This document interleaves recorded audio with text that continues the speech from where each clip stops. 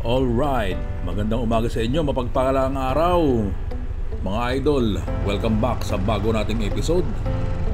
Papunta tayo dito sa Resto Bar sa Mangaldan, dito sa Pangasinan.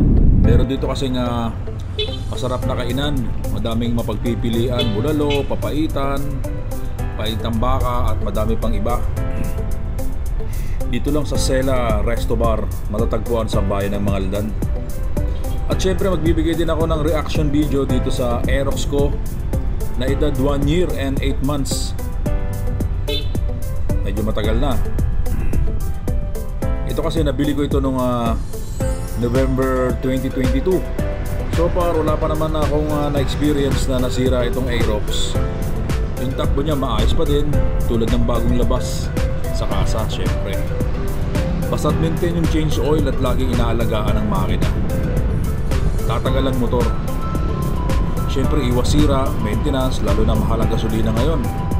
Weekly kasi tumataas ang gasolina, minsan bumababa.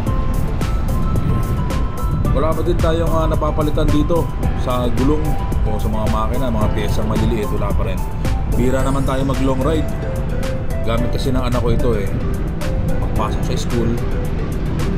Sa makina niya smooth pa din ang takbo, wala pa rin nasisira, okay pa rin yung hatak nito kagaya nung dating nilabas ko sa kasa. Wala pa rin pinagbago.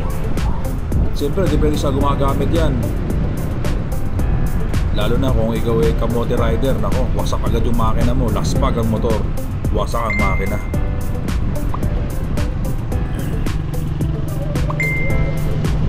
So ganun lang, basta ingat lang lagi sa pagka-drive, dahil nasa kalye maraming kamote rider dito, kaya syempre ingatan ng buhay, reckless magpatakbo.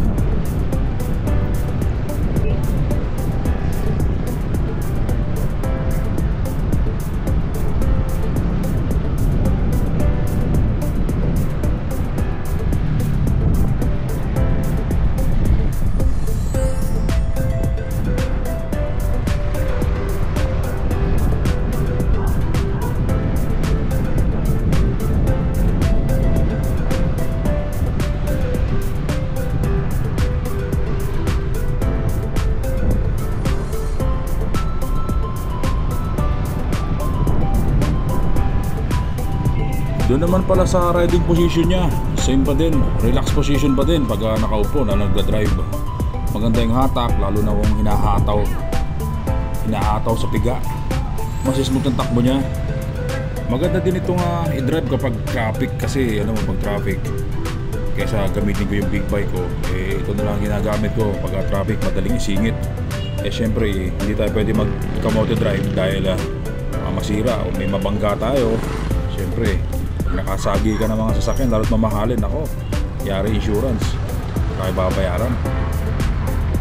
At saka dito nga pala, hindi pa na ako nagpapalit ng battery simula nung nilabas ko 2022, 2024 na ngayon. Hindi pa rin pala ako nagpalit ng ng tambucho. Ayoko kasi alam mo mainit sa mata ng LTO, kaya mas maganda ng ganito. Okay mga idol, dito na tayo sa Resto Bar ng Sela Resto Bar dito sa Mangaldan. Bili tayo ng ulam. Hanggang sa muli mga idol, ingat tayo sa ating mga rides. Ride safe po tayo sa may mga sasakyan dyan. God bless po sa lahat. Hanggang sa muli, Chef Dikyo Motovlog.